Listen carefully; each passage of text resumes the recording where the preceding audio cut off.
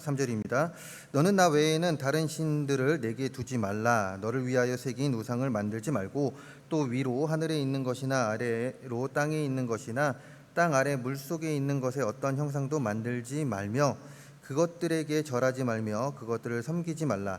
나 내 하나님 여호와는 질투하는 하나님인즉 나를 미워하는 자의 죄를 갚되 아버지로부터 오는 아들에게로 3, 4대까지 이르게 하거니와 나를 사랑하고 내 계명을 지키는 자에게는 천대까지 은혜를 베푸느니라. 아멘.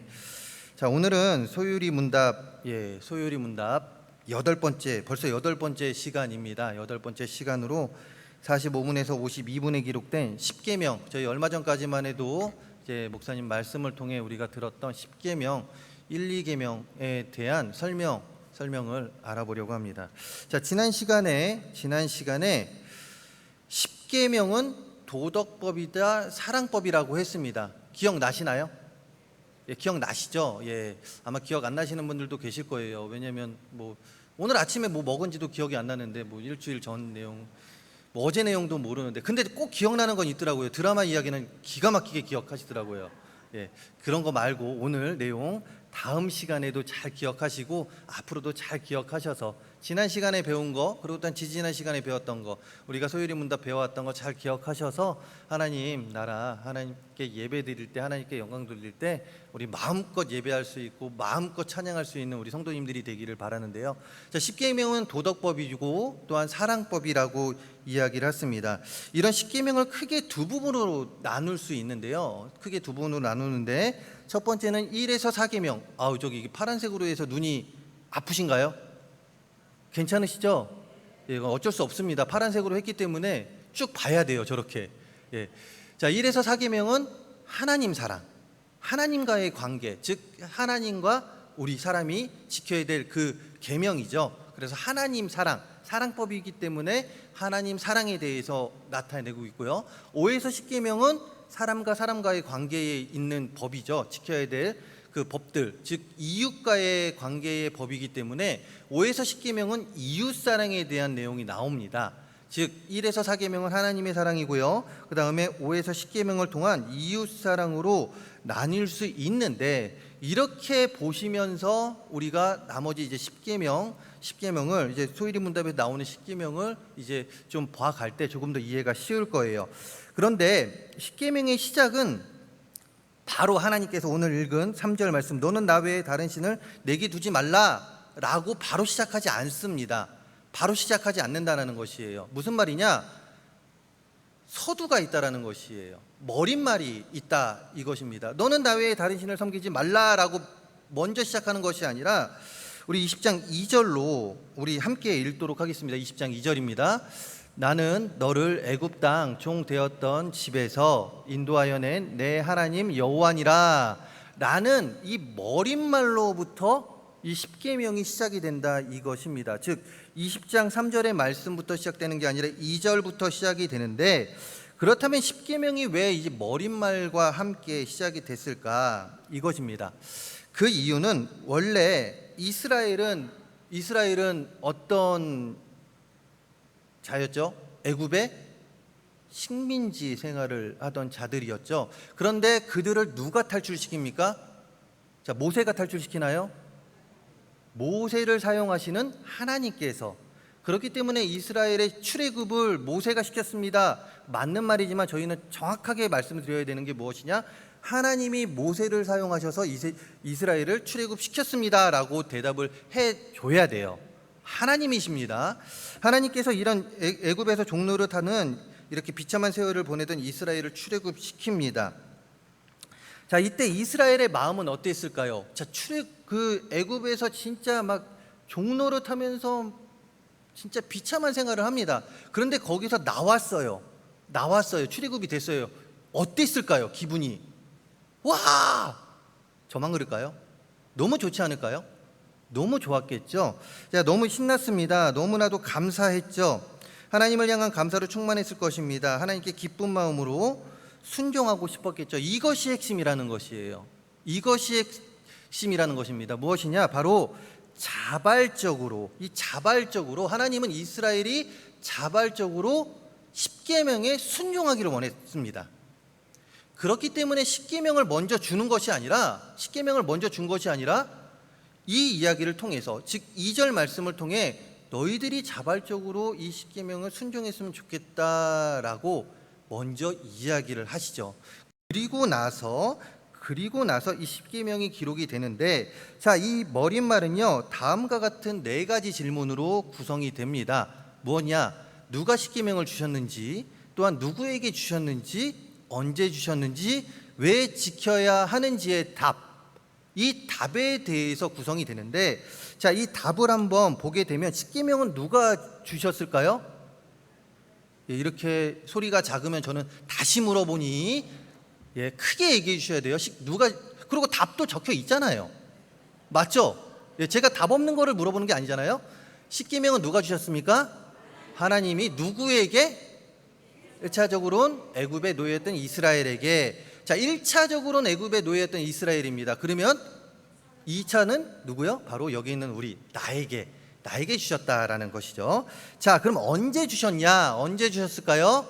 자기 백성을 애굽에서 구원하신 이후에 주신 것이에요. 자, 그러면 왜 이것을 지키라고 하셨는지, 이거는 우리에게도 너무나도 중요한 것인데요. 왜 지켜야 할까요? 죄의 노예 상태에서 해방시켜 주셨기 때문에. 우리는 죄인입니다. 죽을 수밖에 없는 죄인이에요. 그러나 하나님께서 우리를 해방시켜 주셨습니다. 죄의 노예 상태에서 해방시켜 주셨단 말이에요. 그렇기 때문에 우리는 이 십계명을 지켜야 합니다. 이 내용이 바로 이 머릿말에 있다라는 것이죠. 자, 이렇게 머릿말로 시작하는 십계명. 자, 우리가 이 이야기는 처음 듣는 이야기가 아니에요. 자, 십계명 우리 45문부터 52문에 기록된 1, 2계명 다음과 같은데요. 출애굽기 20장 3절에서 6절 말씀, 아까 본문의 말씀이죠. 우리 한번 다시금 읽어보도록 하겠습니다. 3절입니다. 너는 나 외에는 다른 신들을 내게 두지 말라. 너를 위하여 새긴 우상을 만들지 말고, 또 위로 하늘에 있는 것이나 아래로 땅에 있는 것이나 땅 아래 물속에 있는 것에 어떤 형상도 만들지 말며 그것들에게 절하지 말며 그것들을 섬기지 말라. 내 하나님 여호와는 질투하는 하나님인즉 나를 미워하는 자의 죄를 갚되 아버지로부터 아들에게로 3, 4대까지 이르게 하거니와 나를 사랑하고 내 계명을 지키는 자에게는 1000대까지 은혜를 베푸느니라. 아멘. 자, 이런 출애굽기 20장 3절에서 6절에 기록된 이 2계명이죠. 1계명과 2계명은 두 가지로 설명이 됩니다. 먼저는 이제 슬라이드 15번인데요. 두 가지로 설명이 되는데, 먼저 1계명과 지금 이제 알아가게 될 이제 45문에서 48문에서는 우리가 예배해야 할 대상이 누구인지를 가르쳐 준다는 것이에요. 1계명이 그냥 단순히 너는 나 외에 다른 신을 섬기지 말라라고 하는 것이 아니라 우리가 예배해야 할 대상이 누구인지에 대해서 가르쳐 주는 것이고, 그 다음에 2계명 4절부터 6절에 기록된 이 2계명은 예배의 방법, 우리가 예배해야 할 그 대상에게 어떻게 예배를 해야 하는지에 대해서 이제 가르쳐 주고 있다, 이것이죠. 자, 이러면서 먼저 1계명에 설명하는 45문, 48문을 통해서 우리가 누구에게 예배해야 되는지 알아보려고 하는데, 1계명은 무엇입니까? 우리 답을 우리 함께 읽어보도록 하겠습니다. 답입니다. 제 1계명은 너는 나 외에는 다른 신들을 내게 있게 말지니라 하신 것입니다. 자, 포인트. 자, 1계명의 즉 지금 45문의 포인트는 그것이에요. 우상숭배의 금지. 그 다음에 하나님은 우리가 믿어야 할 유일무이한 분, 오직 하나님만을 믿어야 된다. 우상숭배의 금지다, 이것이죠. 1계명은요, 우리가 유일하신 하나님이 계심을 알고 그분을 인정하는 것을 요구하고 있습니다. 즉 하나님이 유일무이하신 분이시고 우리가 당연히 예배해야 할 분이심을 알아라, 그것을 우리에게 요구하고 있다라는 것이죠. 자, 우리 소유리 문답 1문. 자, 기억이 가물가물하시죠? 기억이 가물가물하실 텐데 제가 아마 물어보면은 바로 답 나올 거예요. 사람의 최고 되는 목적이 무엇일까요? 하나님을 영화롭게 하는 것, 또한 하나님만을 즐거워하는 것이라고 했습니다. 하나님을 영화롭게 하며 영원토록 그분을 즐거워하는 것이라고 했죠. 그래서 1계명은요, 하나님을 사랑하는 길이 곧 여호와가 유일하신 하나님이시며 그분만을 예배하고 영화롭게 해야 한다고 가르치고 있는 내용이다, 이것입니다. 즉 우리의 최고되는 목적은 하나님을 영화롭게 하며 영원토록 그분을 즐거워하는 것이라고 했듯이, 이런 상황에서 이런 의미에서 1계명을 봤을 때 1계명은 하나님을 사랑하는 길이 곧 여호와가 유일하신 하나님이시며 그분만을 예배하고 영화롭게 해야 한다는 것을 가르쳐주고 있는 내용이다, 이것이죠. 이것은 인간이 창조된 목적인 동시에 우리가 창조된 목적입니다. 그리고 동시에 하나님께서 우리 사람들에게, 택함 받은 사람들에게 요구하시는 의무이다.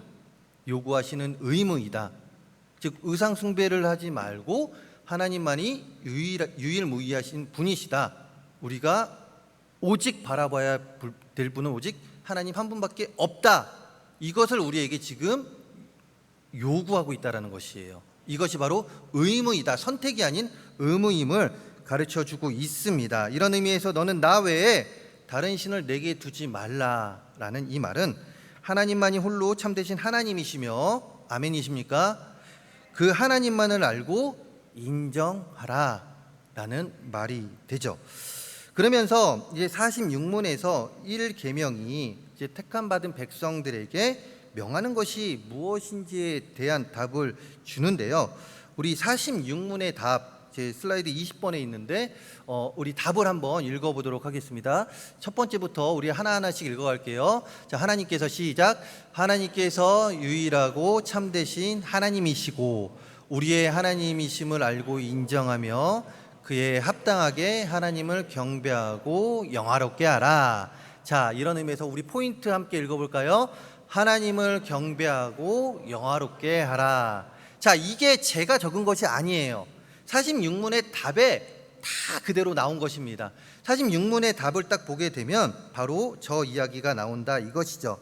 자, 이런 46문은요, 이런 내용이 담긴, 이 답이 담긴 46문은 성도의 의무를 가르쳐주고 있습니다. 자, 성도의 의무, 이 5가지, 즉 하나님을 영화롭게 하는 우리들의 삶에 있어서 우리가 지녀야 될 그 5가지의 의무, 5가지로 좀 나눠봤는데요.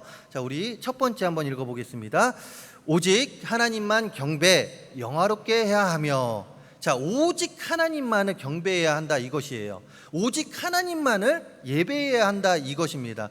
1계명이 무엇을 가르쳐 준다고 했습니까? 우리의 예배의 대상이라고 하지 않았습니까? 우리 예배의 대상은 누구라고요? 바로 하나님이십니다. 하나님만을 경배하고 하나님만을 영화롭게 해야 한다, 이것이죠. 자, 그런데 이게 언제 가능하냐 이것이죠. 무엇입니까? 2번 읽어보겠습니다. 하나님만을 생각하고 묵상하고 존경하고 흠모하고 사랑할 때, 하나님만을 생각하고 존경하고 묵상하고 흠모하고 사랑할 때 우리는 하나님께만 경배할 수 있다, 이것이죠. 또한 세 번째도 기록하고 있지 않습니까? 하나님만을 믿고 의지하고 바라고 기뻐할 때, 우리가 이렇게 할 때도 우리는 오직 하나님께만 영광 돌릴 수 있다는 것이에요. 자, 그리고 네 번째, 5번째 우리 한 번에 읽어보도록 하겠습니다. 네 번째입니다. 하나님을 위한 열심을 가지고 그분을 부르며 모든 찬송과 감사를 드림. 전인격적인 순종, 그리고 또한 하나님만을 찬양하고 또한 하나님께 감사를 드릴 의무가 우리에게 있다, 이것이죠. 이 의무가, 이것이 제대로 실행이 될 때 우리는 누구에게 예배드리고 누구만을 경배하고 누구만을 찬양할 수 있다고요? 바로 하나님만을 찬양하고 경배할 수 있다, 이것입니다. 자, 생각해 보시기 바랍니다. 내가 사랑하는 아내 혹은 남편이 나보다 다른 여자를 더 사랑한다면 가슴이 할렐루야 하고 기쁠까요? 그럴 분은 없을 거예요. 맞죠? 내가 사랑하는 남편과 내가 사랑하는 아내가 다른 남자, 다른 여자를 사랑한다. 그러면 마음에 화가 나고 서럽기도 하고 슬프기도 하고 짜증도 나고 우울하기도 할 것입니다. 견디기 힘들겠죠. 결코 그냥 넘길 수 없는 일입니다. 자연스럽게 받아들일 수 있는 일도 아니에요. 왜요? 이것이 사랑의 특징이기 때문에 그렇습니다. 아내가 다른 남자가 아닌, 또한 남편이 다른 여자가 아닌 오직 남편만을, 아내만을 사랑해야 하는 것 같이 하나님께서는 1계명을 통해 우리 성도님들에게 분명히 이야기합니다. 다른 신들이 아닌 오직 하나님 한 분만을 사랑하고 섬기고 예배할 것을 이야기하고 있습니다. 하나님만을 예배하는 우리 성도님들 되시기를 간절히 소망합니다. 하나님께만 찬양 돌리고 하나님께 영광 돌리는 우리 성도님들 되시기를 간절히 소망합니다. 자, 그러면서 이 47문에서 1계명에서 요구하는 것이 있다라면 금하는 것이 있다라는 것을 이야기해 주고 있어요. 자, 그렇다면 하나님께서 1계명을 통하여 우리에게 금하라고 한 것은 무엇일까요?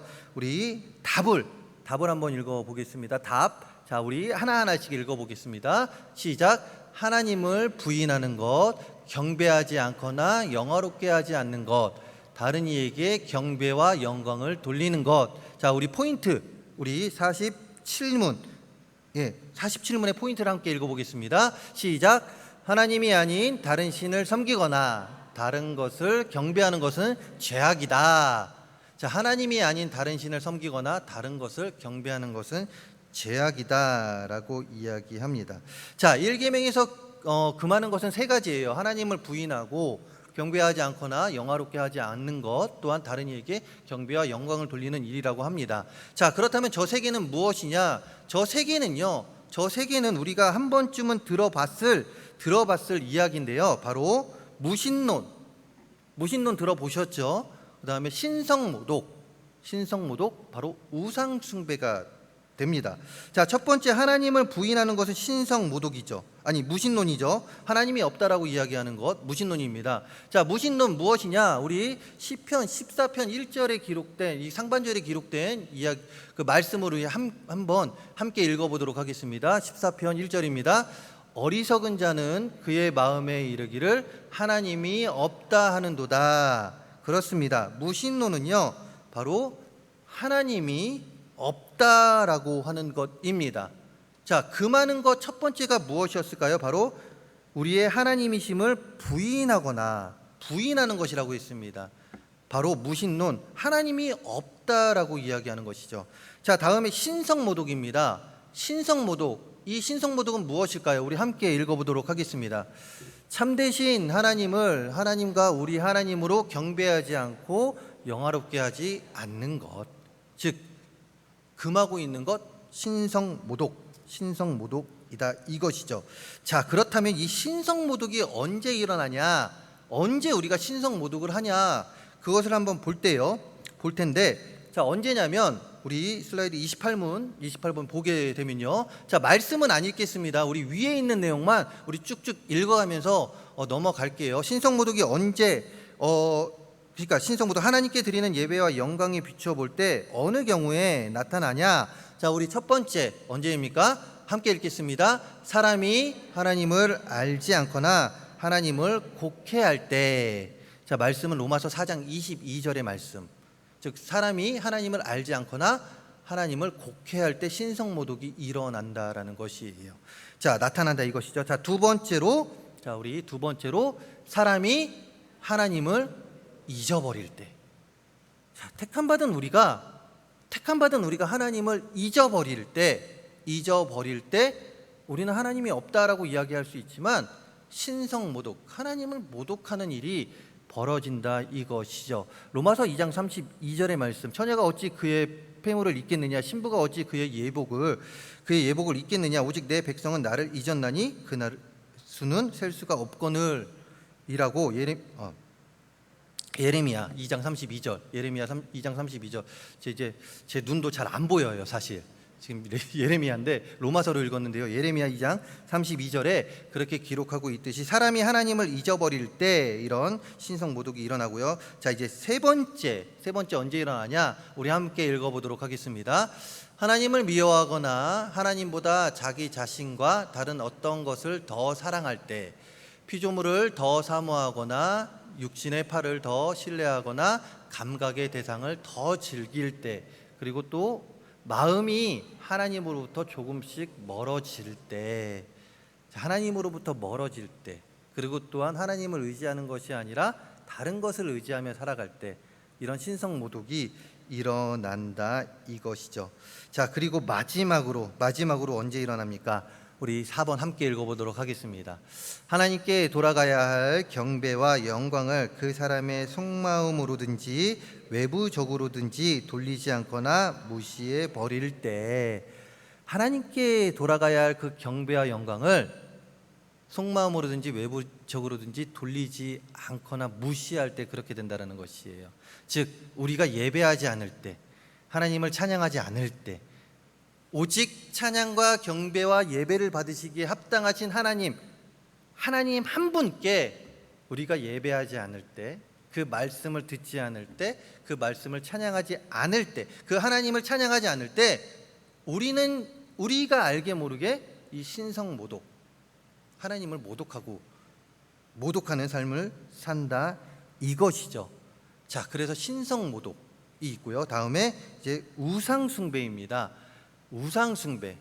자, 그렇다면 우상숭배, 하나님께서 금하시는 것 무신론, 그다음에 신성모독, 세 번째로 우상숭배인데요.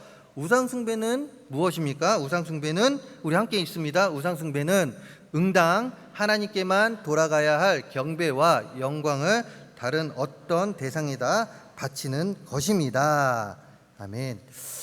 자, 저희가 하나님의 진리를 거짓 것으로 바꾸어 피조물을 조물주보다 더 경배하고 섬김이라, 즉 하나님만을 더 찬양하고 경배해야 되는데 그 하나님 위에 누구를 둡니까? 다른 것을 둔다라는 것이에요. 자, 명예를 두기도 하고요, 권력을 두기도 하고요, 또한 돈을 두기도 하고요. 자, 우리 요새 이제 학생들, 이제 초등학생들을 보게 되면 얼마나 집에서 내 새끼 하는지, 주변에서 아이고 귀엽다 머리 쓰다듬다가 어떻게 됩니까? 경찰에 신고가 됩니다. 그만큼 내 자식들이 우상이 되는 경우도 있다 이것이죠. 사랑이 우상이 되는 경우도 있고 하나님보다 위에 있는 경우도 있고, 그런 우상 숭배에 대해서 하나님께서는 금하고 있다라는 것이에요. 이런 의미에서 한번 생각해 봤으면 좋겠습니다. 우리에게 있어서 하나님보다 우선시되고 있는 것은 무엇인지, 지금 하나님보다 우선시되고 있는 것은 무엇인지, 혹여 그것에 대해서 내가 마음을 뺏겨서 하나님께 드려야 될 그 영광을 못 드리고 있는지 한번 돌이켜 보시고, 만약 그런 것이 있다면 이제는 내려놓으시고 하나님을 이제 위에 올려놓으시는, 우리의 의와 내가 생각하는 것보다 하나님을 먼저 둘 수 있는 우리 모든 성도님들 되시기를 간절히 소망합니다. 자, 이렇게 우상숭배, 신성모독, 또한 무신론에 대해서 하나님께서는 금지하고 있습니다. 이런 조항들에서 빗나가게 되면 우리는 제1계명을 위반하게 되는 것이요, 하나님께 온전한 예배를 드릴 수 없다라는 것이죠. 자, 그런데 이런 1계명을 보게 되면요, 유독 강조하는 것이 있어요. 있습니다. 그것이 무엇일까요? 바로 48문인데 48문에 보게 되면 이렇게 해요. 나 외에는 내 앞에서라는 말이 이제 나옵니다. 20장 그 3절에 보게 되면 너는 나 외에는 다른 신들을 내게 두지 말라, 내 앞에서라는 말을 강조하고 있어요. 즉 1계명에서는 나 외에 내 앞에서라는 말을 강조하고 있는데, 그렇다면 이것이 무엇을 가르치는 것이기 때문에 특별히 우리에게 무엇을 가르치고 있는 것일까요? 우리 답을 함께 읽어보도록 하겠습니다. 우리 함께 읽습니다. 모든 것을 보고 계시는 하나님께서 우리가 조금이라도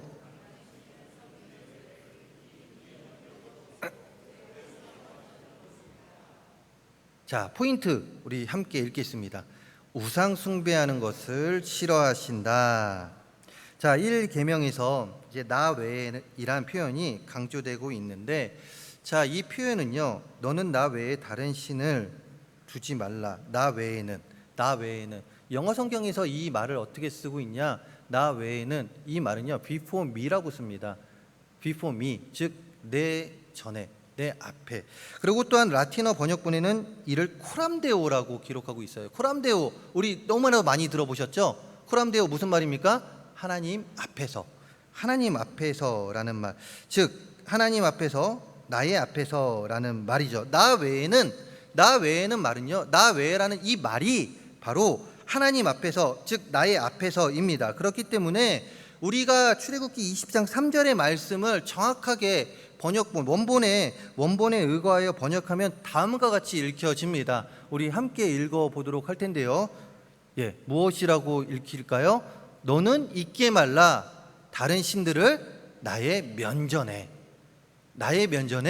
다른 신들을 잊게 하지 말아라 라는 것입니다. 즉 히브리어의 정확한 번역은 사람이 다른 신들을 자신에게 두는 우상 숭배는 하나님 면전에서 행하는 일임을 분명하게 가르쳐주고 있어요. 자, 우리 혹여나 이런 경험을 해 보셨는지 모르겠지만 저는 경험해 봤습니다. 저는 경험해 봤어요. 많이 경험했어요. 너무나도 많이 경험했는데, 자, 자신이 너무나도 사랑하는 사람이 앞에 있습니다. 자, 그 사람이 어떤 이야기 해주기를 바라요? 내 얘기를 해주기 바랍니까? 아니면 다른 사람 이야기를 해주길 바랄까요? 그 누구도 다른 사람 이야기 해주는 걸 바라진 않을 거예요. 맞죠? 그렇지 않나 보네요. 제가요, 저희 회장님 아닙니다. 회장님 아니에요. 지금 집에서 같이 살고 있는 분이 아니라 그 전에, 물론 저희 아내도 동일하지만 그 전에도 그랬지만, 사랑하는 사람이 앞에 있는데 지금 몇 번 경험했던 게 뭐냐면, 저는 좋아한다고 계속 표현을 해요. 그런데 그 자매는 나는 말이지 그 오빠가 너무 좋고 너 친구 있잖아, 그 친구가 왜 이렇게 마음에 드니 좀 소개 좀 시켜줘 라고 얘기하는데 속이 어떨까요? 억장이 무너집니다. 그럼에도 불구하고 저는 웃으면서 그래? 언제 한번 그러면은 내가 소개시켜 줄게. 그리고 집에 가가지고 펑펑 울죠. 내가 왜 그때 그랬을까? 야, 내가 너 좋아하는데, 이런 말을 했어야 되는데. 자, 이런 것이랑 똑같다라는 것이에요. 하나님 앞에서 우리가 지금 있습니다. 하나님은 우리에게 내가 너를 사랑한다라고 계속 이야기하고 있어요. 그런데 우리가 하나님 앞에서, 나는 하나님 말고 하나님도 사랑하는데 다른 것 더 사랑해요 라고 이야기하면 하나님의 기분이 어떨까요? 하나님의 마음이 어떨까요? 사람의 마음도 찢어지게 아픈데 하나님은 더 슬프지 않으실까요? 이런 것입니다. 하나님은 하나님 앞에서, 그 면전 앞에서 다른 것을 찬양하지 말라고 이야기하는 것이에요. 그것을 우리에게 특별히 요구하고 계시는 것입니다. 그것을 가르치고 있다는 것이에요. 오직 하나님만을 찬양해라, 오직 하나님만을 바라봐라. 그러기에 나 외에라는 말씀이 특별히 가르치는 바는 참되신 하나님 외에는 다른 신들을 경배하고 영화롭게 하지 말아야 하며, 우리에게 합당한 경배와 영광을 다른 대상에게 드리지 않도록 하는 것. 우리가 다른 대상에게 영광과 경배를 돌리면 안 된다라는 것을 우리에게 설명하고 있습니다. 자, 이런 1계명을 정리해 보겠습니다. 1계명을 정리해 보면, 자, 제 1계명은 오직 가로만을 섬기고. 자, 한번 속으로 한번 생각해 보세요. 제가 1초 드릴게요. 너무 짧은가요? 자, 그러면 다음 답을 우리 보겠습니다. 우리 함께 읽어보겠습니다. 시작. 제 1계명은 오직 하나님만을 섬기고 그분임을 알고 인정하며 그분께 돌려야 할 예배와 영광을 다른 것에게 돌리지 말 것을 요구하고 있습니다.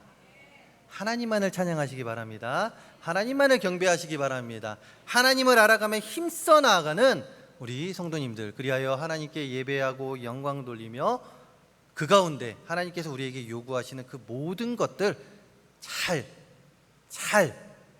맡겨진 사명 잘 감당하여 하나님 전에 갔을 때, 하나님 나라 갔을 때 우리가 들어야 될 소리 무엇이죠? 잘했다, 충성된 종아. 그 소리 들을 수 있는 우리 모두가 되기를 간절히 소망합니다. 자, 이렇게 1계명에서 이제 2계명으로 넘어가면, 자, 이제 49문에서 이런 질문을 해요. 제 2계명은 무엇입니까? 무엇일까요? 우상을 무엇입니까? 만들지 말고. 즉 출애굽기 20장 4절에서 6절 말씀인데요. 자, 우리가 아까도 본문으로 읽었습니다. 4절에서 5절, 6절 말씀. 자, 우리 눈으로만 그냥 쭉쭉 한 번씩 읽어볼게요. 너를 위하여 이렇게 쭉쭉 해서 자, 5절로 넘어가면 절하지 말고 섬기지 말라. 하나님은 질투하시는 하나님이시다라고 이렇게 5절에서 기록하고 6절에서 무엇이라고 기록합니까? 나를 사랑하고 내 계명을 지키는 자에게 주시는 은혜에 대해서 기록합니다. 즉 49문의 답은 바로 출애굽기 20장 4절에서 6절 말씀입니다. 자, 간단하게 적으세요. 출애굽기 20장 4절에서 6절 말씀. 자, 출애굽기 20장 4절에서 6절 말씀. 너무 길어서 제가 줄일래도 줄일 수가 없어서 생각해낸 게 저거예요. 출애굽기 20장 4절에서 6절. 답은 저것이다. 자, 그리고 포인트는 하나님을 어떤 모양으로 만들어 섬기는 것을 금한다. 우상을 만들지 말아라. 우상을 만들지 말아라. 라는 이야기이죠. 자, 이렇게 보게 되면요, 2계명과 1계명이 비슷해 보입니다. 하지만 분명한 차이가 있으니 1계명의 초점이 무엇이라고 했습니까? 제가 불과 30분 벌써 30분이 지났네요. 예, 30분 전에 이야기했습니다. 1계명의 초점은 무엇이라고요? 자, 처음으로 돌아갈 수는 없습니다. 30분 전으로. 자, 1계명의 초점은 예배의 대상이라고 이야기했죠. 1계명은 우리가 누구에게 예배해야 되는지에 대해서 분명하게 가르쳐주고 있고, 자, 그러면서 2계명의 초점은 그 예배의 방법에 대해서 이야기하는 것이라고 제가 30분 전에 설명드렸어요. 30분 전에.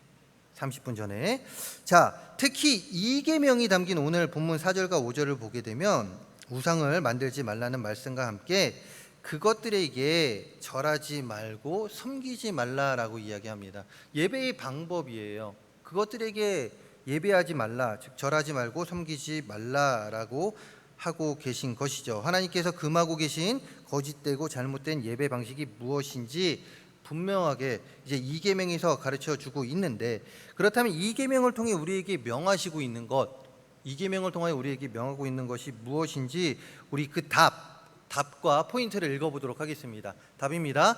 제2계명이 명하는 것은 하나님께서 그분의 말씀에서 정하여 주신 그 모든 경건한 예배와 규례를 받아들이고 행하며 순전하고 온전하게 지키라는 것입니다.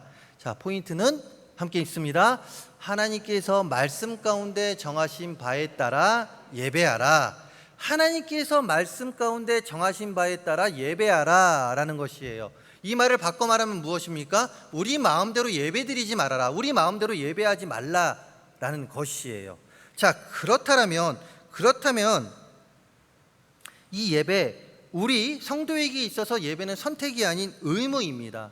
우리는 꼭 예배를 드려야 돼요. 내가 오늘은 뭐 예배 드리고 싶지 않아 막 그러면서 안 드려도 돼 이렇게 선택하는 것이 아니라 우리는 어떤 상황 속에서도 우리가 할 수 있는 최선을 다해 예배를 드려야 합니다. 이것은 의무입니다. 그리고 이런 예배에 대해 우리의 입맛에 맞게 만들어진 예배가 아닌 하나님께서 말씀 가운데 정하신 바에 따라 예배해야 한다고 하는데, 그렇다라면 하나님께서 말씀하고 계시는 그 예배의 방법은 무엇일까요? 대표적인 세 가지만 먼저 이야기를 이 시간 한번 보려고 하는데요. 빌립보서 4장 6절의 말씀, 저기 잘 보이시죠? 뒤에는. 예, 우리 빌립보서, 예, 제가 또 잘못 기록을 했네요. 자,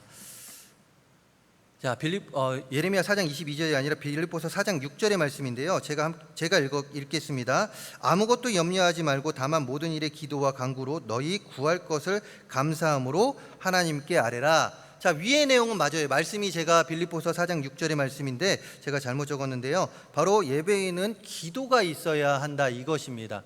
예배에는 기도가 있어야 한다 이것이에요. 자, 다음으로 요한복음 5장 39절 제가 제대로 적었죠. 자, 요한복음 5장 39절의 말씀 우리 함께 읽어보도록 하겠습니다. 너희가 성경에서 영생을 얻은 줄 생각하고 성경을 연구하거니와 이 성경이 곧 내게 대하여 증언하는 것이니라. 아멘. 자, 요한복음 5장 39절에서 무엇을 이야기하냐? 말씀을 읽고 말씀을 들어야 한다. 말씀을 읽고 설교를 들어야 한다. 즉 말씀을 들어야 한다라는 것을 이야기합니다. 그리고 이때 선포되는 말씀에 귀를 기울이고 잘 듣는 것이 바로 예배에 드리는 예배자의 자세임을 가르쳐주고 있습니다. 자, 그리고 이제 세 번째입니다. 세 번째, 시편 149편 1절, 시편 149편 1절 우리 함께 읽어보도록 하겠습니다. 할렐루야, 새 노래로 여호와께 노래하며 성도의 모임 가운데 찬양할지어다. 아멘. 자, 경건하고 뜨겁게 하나님을 찬양하여야 한다, 이것이에요. 자, 무엇이 있어야 된다고요? 첫 번째, 기도가 있어야 합니다. 자, 두 번째로 무엇이 있어야 된다고요? 말씀을 읽고 들을 수 있어야 된다는 것이에요. 자, 세 번째는 무엇이라고요? 바로 경건하고 뜨겁게 하나님을 찬양해야 한다, 이것이죠. 이 외에도 하나님께서 말씀하신 바 정하신 바에 따라 예배가 드려져야 하는데, 자, 이런 의미에서 지금 우리 교회에 드려지는 모든 예배를 볼까요? 우리 모든 예배에 기도가 있습니다. 찬양이 있습니다. 말씀이 있습니다. 그 외에 하나님께 경배하고 영광 돌리는 그 모든 것이 있습니다. 즉 하나님의 말씀 가운데 정하신 바에 따라 우리의 모든 예배가 드려지고 있다는 것이에요. 자, 이런 예배 가운데 우리는 어떻게 예배를 드려야 됩니까? 요한복음 4장 24절에 이렇게 기록하고 있죠. 우리 다 한 번씩은 다 들어보셨고 외웠을 말씀인데, 하나님은 영이시니 예배하는 자가 영과 진리로 예배할지니라. 하나님은 영이시니 예배하는 자가 어떻게 예배를 드려야 한다라고요? 바로 영과 진리로 예배를 드려야 한다, 이것입니다. 우리의 모든 예배 가운데, 우리 교회 안에서 드려지는 모든 예배 가운데 우리는 영과 진리로 예배를 드릴 수 있어야 한다, 이것이에요. 이것을 지금 하나님께서 우리에게 요구하고 계십니다. 왜요? 우리가 드리는 모든 예배는 하나님께서 명하신 것으로 다 만들어진 예배이기 때문에 그렇습니다. 자, 그러면서 요구하시는 것과 함께 금하시는 것을 이야기하고 있습니다. 금하시는 것 무엇일까요? 우리 금하시는 것에 대한 답을 우리 함께 읽어보도록 하겠습니다. 제2계명이 금하시는 것은 하나님께 예배를 드릴 때에 형상을 사용하거나 혹은 하나님의 말씀에서 정하여 주시지 않는 다른 방법을 조금이라도 사용하는 것입니다. 자, 포인트는 무엇입니까? 우상 숭배와 비성경적인 예배를 금한다라고 이야기를 해요. 자, 이사야 40장 18절 말씀, 이제 슬라이드에 보게 되면 이사야 40장 18절 말씀. 자, 이사야가 이렇게 이야기하죠. 하나님을 누구와 같다 하겠으면 무슨 형상에 비교하겠느냐라고 이야기합니다. 이사야 선지자가 또한 사도행전에서 이렇게 기록하고 있습니다. 하나님을 금이나 은이나 돌에다가 사람의 기술과 고안으로 새긴 것들과 같이 여길 것이 아니니라. 또한 예레미야 10장 14절에서 이는 그 부어 만든 형상은 거짓 것이요 그 속에는 생기가 없음이니라 라고 이야기하고 있습니다. 자, 이것은 하나님을 예배하는 방법에 있어서 말씀 가운데 정해진 것이 아니면 안 된다라는 것이에요. 즉 우리가 만든 어떤 형상이 예배의 대상이 되어서는 안 되는 것이고, 또한 우리가 만들어 가고 있는 그 형상들이 또 그 형상대로 예배를 드려서는 안 된다. 오직 이 말씀, 생명의 말씀에 하나님께서 가르쳐 주신 그 방법대로 예배를 해야 한다라는 것에 대한 이야기로서 우리가 금해야 되는 것 무엇입니까? 우상을 숭배하여 그것에 예배하는 것, 하나님의 방법이 아닌 우리의 방법으로 예배드리는 것, 그것들. 간단한 예를 들면 온라인 예배를 이야기할 수 있습니다. 자, 온라인 예배 너무나도 아파서 또한 너무나도 이 상황이 안 되기 때문에 내가 이 성전에 나와 예배하고 싶지만 그러지 않는 상황 속에서 드리는 것에 대해서는 어느 정도 형용을 할 수 있겠지만 어느 정도입니다. 사실 그것도 저희가 해서는 안 되겠죠. 그러나 내 마음대로 온라인으로 예배를 드린다. 난 오늘 가기 싫어서 온라인으로 예배 드린다. 그러면서 위에는 그래도 양심이 있어서 마이는 걸칩니다. 아래는 어떻게 있죠? 추링이 있고 있죠. 집에서 소파에 앉아가지고. 또 어느 분은 딱 켜놓고 딱 누워서 예배 드리기도 한다고 해요. 줌으로 그때 예배를 드리는데 한 분은 이렇게 누워서 예배를 드리는 모습도 보인다고 하는데, 자, 그런 것을 하나님께서 받을까요? 그렇지 않다라는 것이죠. 그런 예배는 하나님께서 받지 않으십니다. 그것을 금하고 있다라는 것이에요. 우리의 편한 대로, 우리의 마음대로 드리는 예배가 아니라 하나님께서 명하시는 그 방법대로 예배할 수 있는 우리 모두가 되기를 간절히 소망하는데, 자, 그러면서 이제 52문. 그렇다면 이렇게 이 계명을 주신 이유는 무엇이냐, 이것입니다. 우리 답을 함께 읽어보도록 하겠습니다. 시작. 제2계명을 지킬 이유로 이어서 말씀하신 것은 하나님께서 우리의 주권자이시고 우리의 소유주이시며 친히 정하신 대로 경배받기를 열망하신다는 것입니다. 포인트는 이것입니다. 바로 하나님만이 우리의 예배의 대상이 되십니다. 그러니 우리는 하나님께서 명하시는 그 방법대로 예배를 드려야 합니다. 우리가 하나님만이 우리의 예배의 대상이 되는 이유는 간단합니다. 먼저는 하나님께서 우리의 주권자이시고 우리의 소유주이시기 때문에 그렇습니다. 시편 95편 7절과 출애굽기 19장 5절에서 이 이야기, 즉 하나님은 우리의 주권자의 소유자이심을 분명하게 기록하고 있죠. 자, 그리고 또한 다른 이유가 있으니 그것은 하나님께서 무엇을 열망하고 있다고 하셨습니까? 하나님께서 열망하시는 것이 무엇이라고 하십니까? 바로 52문답의 말씀이 아닌, 자, 슬라이드 61장 61 슬라이드를 보게 되면 하나님께서 우리에게 열망하신 것이 무엇이라고요? 바로 친히 정하신 대로 경배받기를 열망하고 계신다라는 것이에요. 우리의 주권자요 소유자가 되시는 하나님께서 우리의 경배를 받기를 열망하고 계신다, 이것입니다. 그렇기 때문에 우리는 하나님만을 찬양해야 되고 우리의 하나님만이 우리의 예배의 대상이 된다, 이것입니다. 그렇습니다. 하나님께서는 우리의 주권자이시고 우리의 소유주이시며 이런 우리들에게 자신의 방법대로 경배받기를 열망하고 계시기에 우리는 하나님만을 예배해야 합니다. 자, 이런 2계명을 정리 한번 해보겠습니다. 2계명을 정리해 볼게요. 자, 제 2계명은 하나님의 그 가로하고 하나님께서 할 것을 가르치고 있습니다. 자, 한번 쭉 읽어봤을 때, 답이 나왔네요. 생각해 보라고 말씀드리려고 그랬는데, 답이 나왔네요. 우리 함께 읽어보도록 하겠습니다. 시작. 이 하나님의 방법 계명대로만 하나님께 예배할 것을 가르치고 있습니다. 우상을 만들어 섬기든지 하나님의 방법에서 어긋난 방법으로 하나님을 섬기는 것은 참된 예배가 아님을 분명하게 가르쳐주고 있습니다. 하나님의 방법대로 예배하시기 바랍니다. 하나님께서 말씀하신 대로 예배하는 우리 모두가 되기를 간절히 소망합니다. 자, 오늘 강의를 마치려고 하는데요. 종교개혁자 마틴 루터는 다음과 같이 외쳤습니다. Let God be God. 저도 이거를 하는데 발음이 힘들더라고요. Let God be God. 무엇입니까? 하나님을 하나님 되게 하라. Let God be God. 자, 저것을 God을 크리스천으로 바꾸면요, Let Christian be Christian. 크리스천을, 즉 그리스도인들을 그리스도인 되게 하라라는 말로 바꿀 수 있어요. 즉 하나님을 하나님 되게 하라. 하나님을 하나님 되게 하라. 겉으로는 하나님을 섬긴다고 하면서 속에서는 하나님이 아닌 변형된 만들어진 나만의 가짜 신을 섬기는 것은 바로 우상 숭배입니다. 이것은 하나님께서 원하시는 것이 아니에요. 하나님이 하나님 되게 하려면 계속해서 말씀을 배움으로써 진짜 하나님의 모습을 끊임없이 배워가야 합니다.